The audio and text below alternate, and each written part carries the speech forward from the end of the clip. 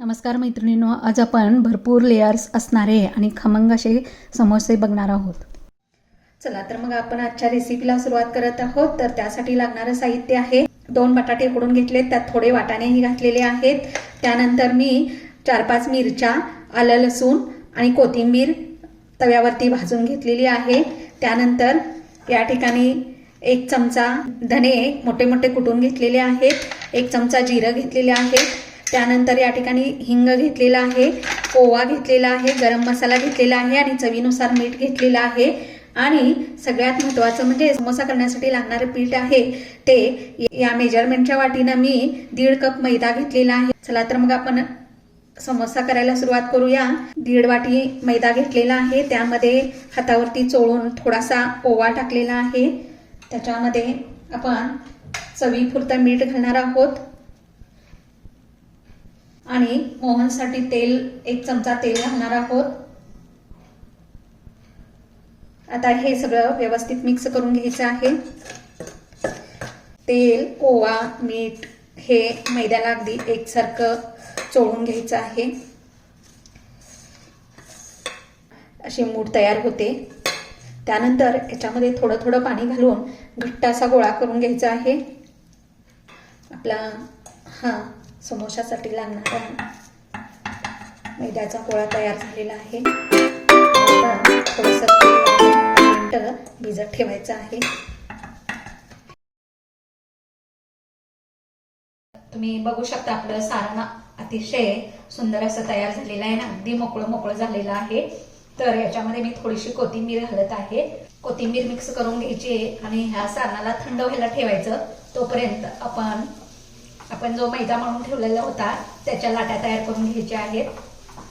आपलं सारण तयार झालेलं आहे. आपण जो मैदा भिजवून ठेवलेला होता त्याचा एकदम सॉफ्ट असा गोळा तयार झालेला आहे. त्याला थोडंसं हाताला तेल लावून एकदम अशी त्याची गोळा तयार करून घ्यायचा आहे लांबट, आणि त्याला सेम आकारात कट करून घ्यायचा आहे.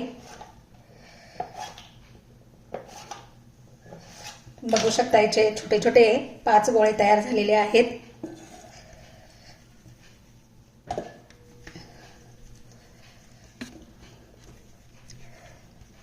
हे जे गोळे करून घेतलेले आहेत त्याची लाटी तयार करून घ्यायची आपल्याला.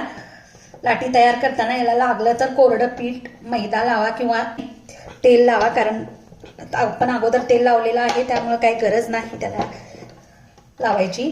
जर चिटकत असेल पोळपाटाला तर त्या ठिकाणी त्याला लावा. जेवढी तुम्हाला पातळ पोळी लाटता येईल तेवढी त्याची पातळ पोळी लाटा.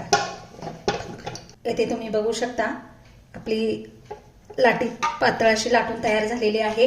मी एका ताटात पीठ टाकलेलं आहे आणि त्याच्यावर ही लाटी टाकत आहे. त्याच्यानंतर आपण अशाच सगळ्या लाट्या लाटून घेणार आहोत. इथे आपल्या सगळ्या लाट्या लाटून तयार झालेल्या आहेत. प्रत्येक लाटीवर थोडंसं कॉर्नफ्लॉवर किंवा मैदा भुरभुरायचा आहे आणि त्याच्यावरती एक एक लाटी ठेवायची आहे. तुम्ही जितके लेयर्स तुम्हाला पाहिजेत तेवढ्या लाट्या ठेवू शकता. 4 लेयर्सची लाटी करणार आहे. इथे बघू शकता आपले 4 पोळ्या एकावर एक टाकून झालेल्या आहेत आणि याला हलक्या हाताने असं काटून घ्यायचं आहे, एकसारखं करून घ्यायचं आहे सेट त्याचा. त्यानंतर याला फोल्ड करायचं आहे. पहिल्यांदा वरच्या बाजूनी, नंतर त्याच्यावर थोडंसं मैदा टाकायचं आहे. त्यानंतर दुसरी बाजू, त्याच्यानंतर पुन्हा थोडासा मैदा किंवा कॉर्नफ्लॉवर तुमच्याकडे जे अवेलेबल असेल ते टाकायचं आहे. आणि त्याच्यानंतर चौथी बाजू या ठिकाणी अशी याच्यावर प्रेस करून घ्यायची आहे. याला पुन्हा लाटायचं आहे. हलक्या हाताने लाटायचं, जास्त दाबून नाही लाटायचं आहे.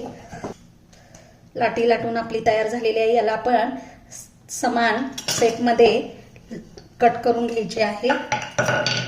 बघा, बरोबर सेंटरला एक या ठिकाणी लाईन मारायची आहे सुरीने आणि त्याच्यानंतर त्याच्या साईडलाही तुम्हाला ज्या आकाराचे समोसे हवे आहेत त्या आकारात तुम्ही लहान मोठे करू शकता. आता या ठिकाणी ही एका बाजूचा जो कट आहे तो उचलून घ्यायचा आहे. या ठिकाणी तुम्ही बघू शकता त्याला असं त्रिकोणी फोल्ड करायचं आहे. त्यानंतर त्याला असं दाबून घ्यायचं आहे, हलक्या हाताने दाबायचं आहे. त्याचा कोपरा असा दुमडवायचा आहे आणि त्याच्या यामध्ये कोणामध्ये या ठिकाणी आपल्याला सारण भरायचं आहे. याला थोडं पाणी लावायचं म्हणजे तो व्यवस्थित चिटकला जातो. या ठिकाणी पाणी लावून याला असं चिटकवून घ्यायचं आहे हलक्या हाताने. त्यानंतर याच्यामध्ये सारण भरायचं आहे. सारण थंड झाल्यानंतरच भरायचं. आपलं सारण या ठिकाणी थंड झालेलं आहे. यामध्ये तुम्हाला जेवढं आवडतं तेवढं तुम्ही सारण या ठिकाणी भरू शकता.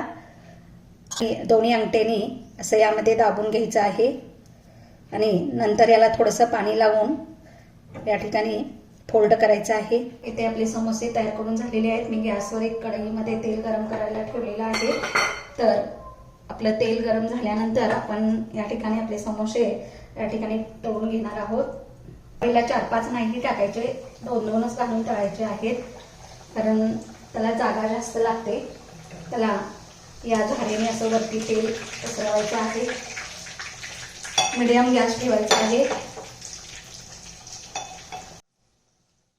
आपण लेअरवाले समोसे केल्यामुळे याला तळायला थोडा जास्त वेळ लागतो. मस्त असे आपले सोनेरी रंगावर समोसे तळून झालेले आहेत. याला आपण बाजूला काढून घेऊया आणि असे सगळे समोसे तळून घेऊया. तर इथे बघू शकता आपले मस्त असे भरपूर लेयर्सवाले समोसे तयार झालेले आहेत. या ठिकाणी तुम्ही बघू शकता इथे लेयर्स त्याला सुटलेले आहेत या दोन्ही बाजूनी. त्यानंतर या ठिकाणी हे बघू शकता एकदम क्रिस्पी असे झालेले आहेत. तुम्ही ही या ठिकाणी अशा पद्धतीने समोसे करून बघा आणि जर माझी रेसिपी तुम्हाला आवडली तर तुम्ही मला कमेंट, लाईक, सबस्क्राईब करायला विसरू नका.